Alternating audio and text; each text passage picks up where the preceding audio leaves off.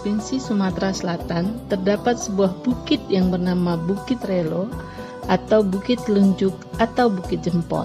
Sekitar 20 km dari Bukit Relo atau di tepi Sungai Lematang yang merupakan sungai terbesar di Kabupaten Lahat, terdapat sebuah desa yang bernama Desa Kebur, Kecamatan Merapi Barat, Kabupaten Lahat, Provinsi Sumatera Selatan, di mana masyarakatnya hingga kini masih menjadi pengrajin gerabah.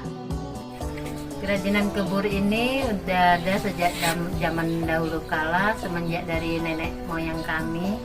Nah, kalau dulu hampir setiap rumah di desa ini bikin ini semua. Cuman karena berkembangnya zaman, kemajuan zaman, kerajinan ini udah mulai ditinggalkan. Kerajinan gerabah di Indonesia dikenal sejak zaman Neolitikum atau zaman prasejarah, sekitar 3000 sampai 1100 sebelum Masehi. Gerabah juga dikenal dengan istilah tembikar atau keramik. Gerabah yang dihasilkan oleh masyarakat Kebur berupa barang pecah belah seperti tempayan, periuk, belanga, kendi, asbak, anglo, tungku, dupa, perendangan, dan celengan. Gerabah merupakan karya seni terapan yang difungsikan untuk memenuhi kebutuhan masyarakat sehari-hari. Bahan dasar dari gerabah terbuat dari tanah liat yang kemudian dibakar dengan suhu tertentu pada proses pembakaran.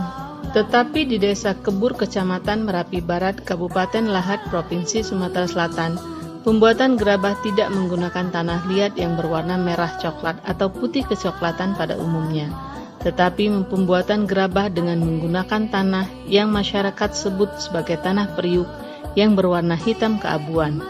Tanah ini diambil di tepi desa, akan tetapi walaupun selalu diambil, daerah tersebut tidak menjadi lubang. Lalu bagaimana cara pengolahan tanah ini? Tahap pertama pengolahan tanah adalah meletakkan tanah pada suatu tempat yang sudah disediakan, kemudian disiram air hingga basah merata. Setelah itu, tanah didiamkan selama 1 hingga 2 hari, lalu tanah digiling agar lebih lekat. Setelah melewati proses penggilingan, maka tanah siap dibentuk sesuai dengan keinginan. Aneka bentuk dan desain dapat dihasilkan dari tanah.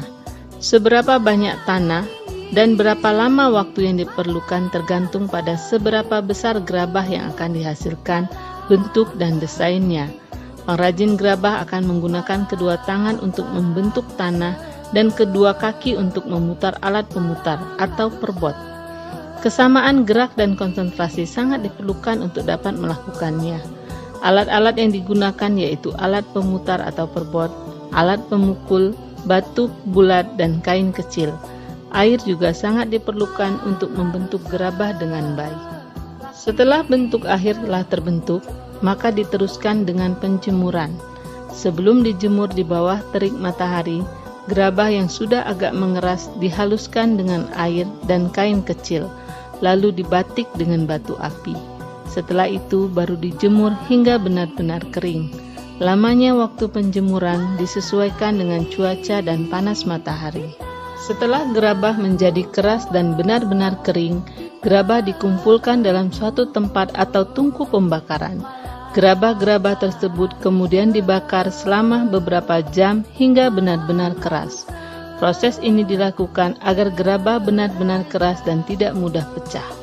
Bahan bakar yang digunakan untuk proses pembakaran adalah jerami kering, daun kelapa kering, ataupun kayu bakar. Dalam proses penyempurnaan, gerabah yang sudah jadi dapat dicat dengan cat khusus atau diglasir agar terlihat indah dan menarik sehingga bernilai jual tinggi. Harapan kami kerajinan budaya gerabah ini akan tetap lestari ke depannya dan tidak tergerus oleh kemajuan zaman.